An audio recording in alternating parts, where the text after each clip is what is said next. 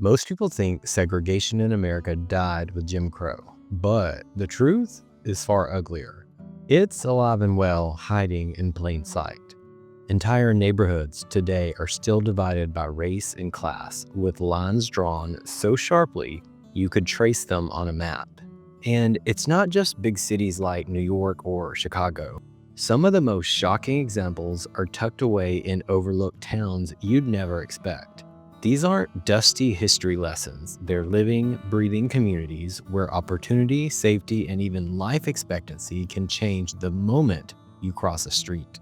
In this video, we're counting down 10 places where segregation hasn't just survived, it has evolved into something more subtle, but just as devastating. Stick with me because what you're about to see will change the way you look at America's neighborhoods forever. Number 10 is Pine Bluff, Arkansas. While a city in Arkansas may not surprise you, few people would expect Pine Bluff, which is a relatively small city with fewer than 40,000 people. Yet, by some measures, Pine Bluff is in fact the most segregated metro area in the nation. A recent study found that more than 80% of Black residents in Pine Bluff live in neighborhoods where Black people make up the majority. To put that in perspective, the national average is just under 20%. That means a Black resident in Pine Bluff is more than 4 times more likely to live in a racially homogeneous neighborhood than the average Black American. What makes Pine Bluff segregation particularly startling is not just the racial divide itself, but the sharp poverty differences that accompany it. Black poverty in Pine Bluff is estimated at nearly 28%. Compared to about 14% for white residents. Entire neighborhoods, such as Watson Chapel and Southeast Pine Bluff, are marked by high vacancy rates, low home values, and disproportionate child poverty. Pine Bluff proves that you don't have to look to the largest U.S. city for some of the most intense racial divides. They can certainly exist in overlooked corners of the U.S. Number 9 is Jackson, Mississippi. This may be the least shocking on this list, as Mississippi has a racist reputation that precedes it. Mississippi's capital city has long been a flashpoint in civil rights history, but the present-day segregation in Jackson is often less discussed outside the region. The divide is stark. Nearly half of Black residents live in predominantly Black neighborhoods, more than twice the national average. At the same time, white residents have been steadily moving to suburban areas, leaving the city itself increasingly Black and increasingly poor. The numbers tell a grim story. The poverty rate among Black Jacksonians is dramatically higher than among whites, and the city's tax base has been hollowed out by decades of white flight.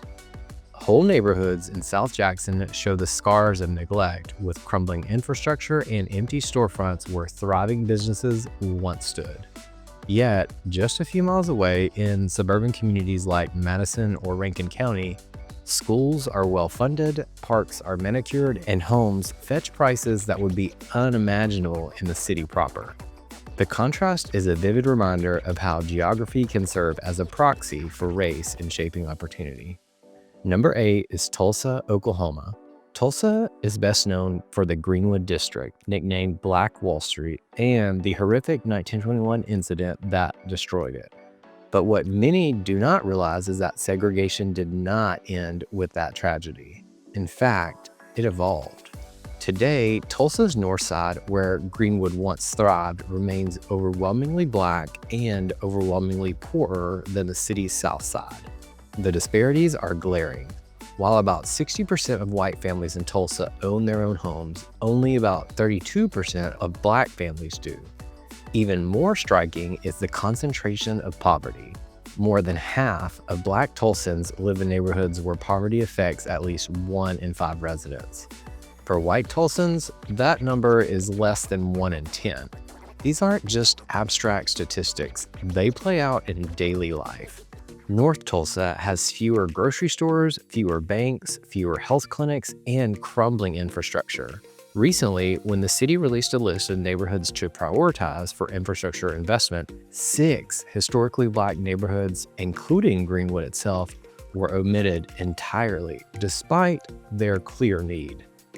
For many residents, the message was unmistakable. Segregation may not be written into law anymore, but it is still being enforced through city budgets and policy decisions. Number 7 is Memphis, Tennessee. Memphis has been in the news as of late because of its high crime rate. The current administration is in a standoff with the city's mayor in an effort to combat crime with federal aid. But crime isn't Memphis's only story. Memphis is a city defined by its rich culture like the blues, barbecue, and a deep history in the civil rights movement. Yet, beneath that cultural vibrancy lies one of the most segregated cities in America. According to the Dissimilarity Index, which measures how evenly racial groups are distributed across neighborhoods, Memphis scores above 61, placing it among the top 6 most segregated large cities in the country.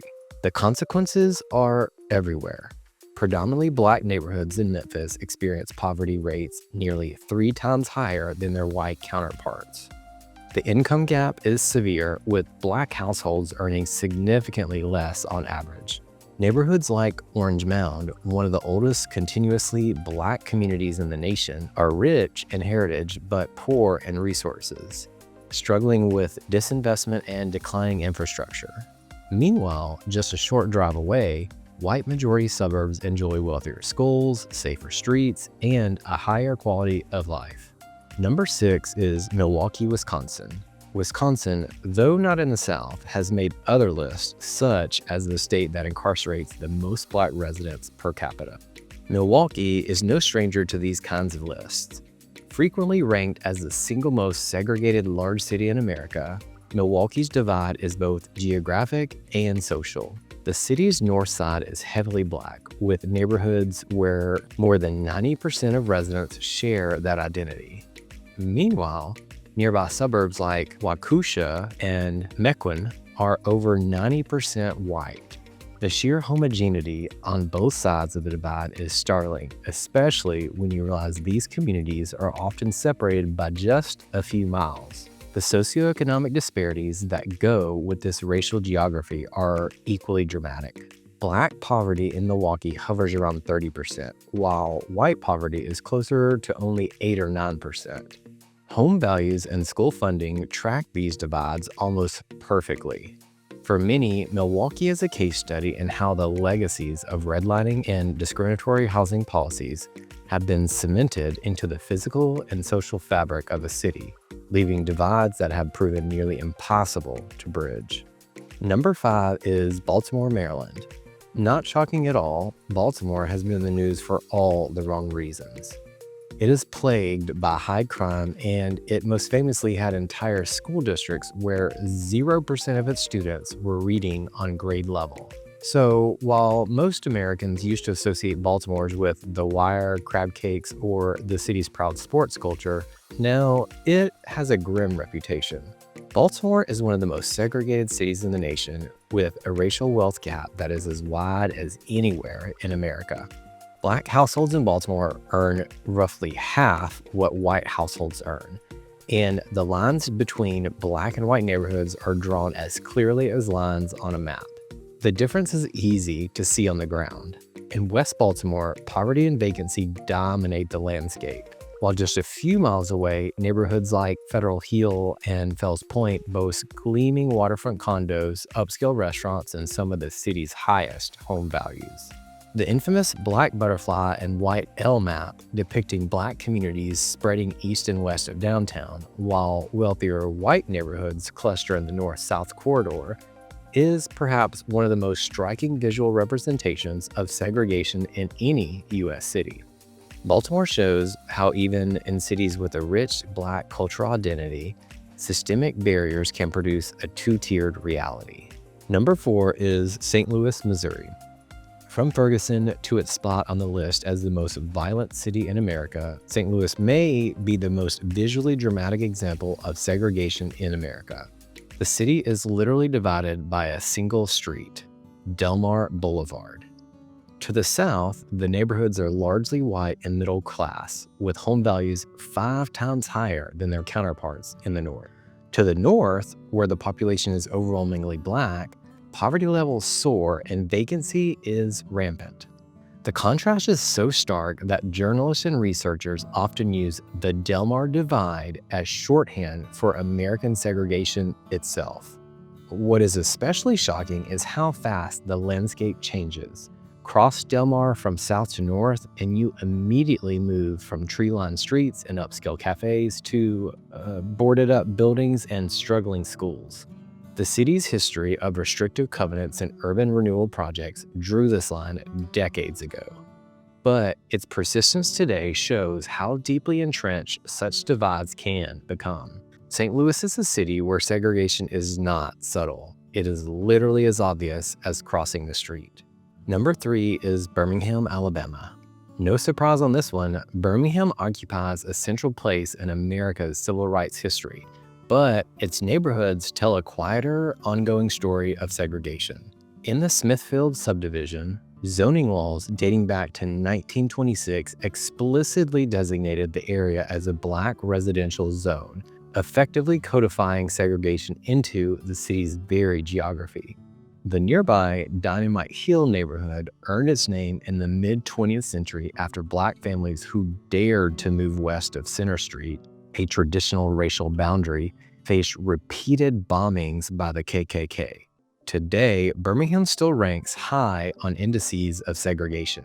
While legal barriers are gone, the imprint of those historic divisions remain visible in housing patterns, school demographics, and economic disparities. Birmingham reminds us that the fight against segregation was never just about buses and lunch counters. It was also about where people were allowed to live and what kind of life they could build there. Number 2 needs no introduction. It is Detroit, Michigan. Detroit is almost synonymous with segregation. Decades of white flight, economic collapse, and discriminatory housing policies have created one of the most racially divided urban landscapes in the country. The Dissimilarity Index consistently places Detroit at the top of large U.S. cities, meaning that to achieve full integration, more than half the city's residents would need to move. The divide is reinforced by stark economic realities. Black neighborhoods in Detroit are far more likely to struggle with poverty, vacancy, and underfunded schools, while many predominantly white suburbs enjoy relative prosperity. The 8-mile road boundary, made famous by pop culture, is more than just a highway. It's a line of separation that defines who has access to opportunity and who does not. Detroit's story is tragic not only because of its decline, but because of how unevenly that decline has been distributed. And number 1 is Columbus, Ohio. In Columbus, the story of segregation is often overshadowed by discussions of growth and economic development. But as recent data reveals, the disconnect between whose lives are improving and whose are being left behind is wide and growing. Although Columbus has become one of the fastest growing metropolitan areas in the US, especially in terms of population and economic expansion, that growth has not benefited all of its residents equally. According to the Brookings Institute Metro Monitor, for example, Columbus ranks near the bottom among metropolitan regions when it comes to racially inclusive growth. That is, how well minority workers and low-income neighborhoods share in rising employment, increased earnings, and reduced poverty. Segregation may not be written on signs anymore, but as you've seen, it's still etched into the streets, schools, and neighborhoods of America. These divides didn't happen by accident. They were built over generations, and they continue to shape who gets opportunity and who gets left behind. The question now is, what do we do with this reality? If you found this list eye-opening, you'll definitely want to check out my video on sundown towns that still exist in the North, places where racial exclusion was enforced after dark, and in some cases, still lingers today.